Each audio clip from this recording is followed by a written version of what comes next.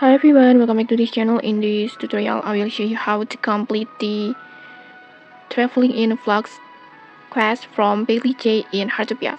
So right now Heartopia has a new event they call a Fields event, and then in here you can get this special quest from Bailey J. So just go meet her to accept the quest.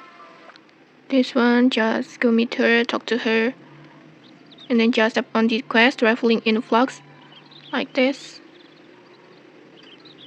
and then just tap on leave it to me. And then in here you just need to participate in the Call of Wheels 3 bird event. This one. So you can just join this special event, this 3 bird event. The event is happen at the Jump Puzzle Forest over here. You can just join it when it's held by NPC Bailey J every 4 p.m. Or you can also just init it yourself by paying with 2000 gold, and then you can just start this event yourself.